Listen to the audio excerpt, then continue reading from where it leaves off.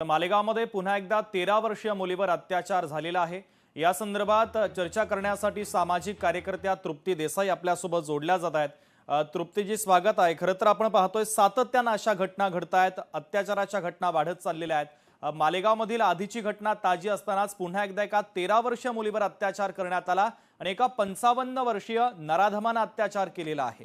तुमची महत्त्वाची प्रतिक्रिया अपेक्षित आहे आणि कशा पद्धतीची कार्यवाही आता पोलिसांनी करणं अपेक्षित आहे? मालेगावमध्ये आधीच प्रचंड जनसंताप जो आहे तो रस्त्यावर उतरलेला आहे आणि त्या मुलीच्या हत्येनंतर आता तात्काळ तिला न्याय मिळायच्या आधीच जेव्हा अशा पद्धतीची परत एकदा अल्पवयीन मुलीवर घटना होते म्हटल्यावर संताप येतोय। म्हणजे लोक जे म्हणतायत की आरोपी आमच्या ताब्यात द्या, आम्हाला शिक्षा करू द्या, कोर्टातून तात्काळ न्याय मिळत नाही, हे नेमकं राज्यामध्ये चाललंय काय? ते राज्यामध्ये इलेक्शनचं वातावरण आहे, तिकडे सगळे नेते फिरतायत, तिकडे सगळा प्रचार चाललाय, तिकडे सगळ्या सभा चालल्यात, पण आमच्या मुली सुरक्षितच नाहीयेत।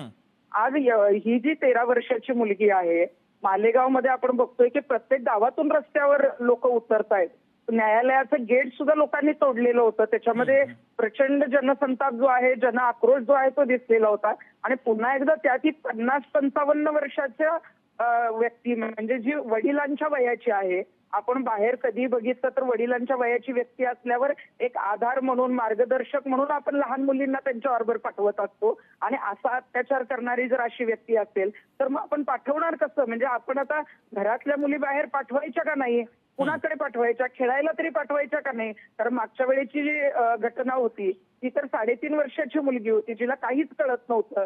ही मुलगी शाळेत जात असेल आणि वडिलांच्या वयाचा माणूस, याला तात्काळ अटक तर झालीच पाहिजे, पण फास्ट ट्रॅक कोर्टामध्ये फास्ट शिक्षा होत नाहीये, त्याच्यामुळे या घटना ज्या आहेत त्या आठवड्याला घडतायत। आणि महाराष्ट्रामध्ये हे प्रमाण वाढतंय ना, तर महाराष्ट्रामध्ये पूर्णपणे मुलींसाठी सुरक्षित वातावरण सध्या सुरू आहे। निश्चित, अगदी तृप्तीताई, अत्यंत महत्त्वाची प्रतिक्रिया तुमची या संबंधित घटनेच्या संदर्भातली पोहोचलेली आहे, तुर्तास धन्यवाद।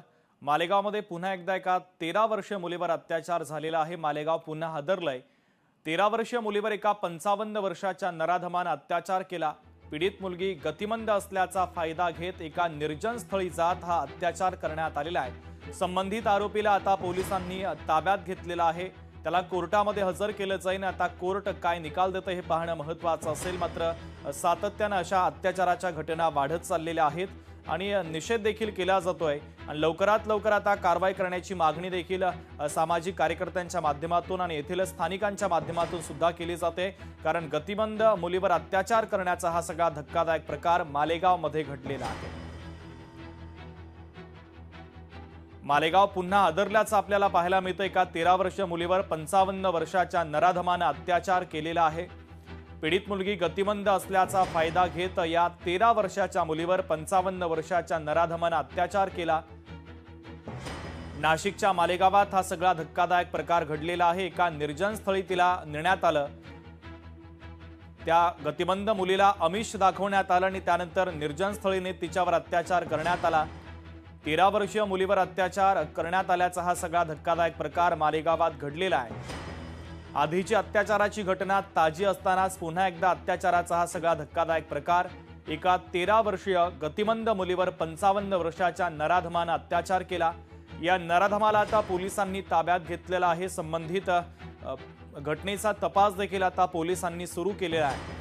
पीडितेचे कुटुंबीय घाबरलेल्या अवस्थेत असल्याची माहिती सुद्धा आपल्या प्रतिनिधींनी दिली, त्यामुळे त्यांच्यावर कोणाचा दबाव आहे का हे पाहणं देखील तितकंच महत्त्वाचं आहे। त्या अनुषंगाने आता पोलीस या संपूर्ण घटनेचा तपास करतील, कोर्टामध्ये आरोपीला हजर केलं जाईल। कोर्ट काय निर्णय देतं हे पाहणं देखील तितकंच महत्त्वाचं असेल। तर पीडित मुलगी गतिमंद असल्याची माहिती समोर आलेली आहे।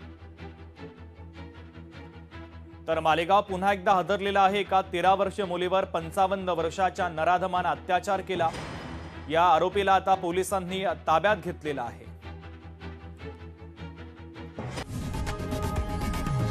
लोकशाही मराठी ऐका, पहा, जागरूक रहा।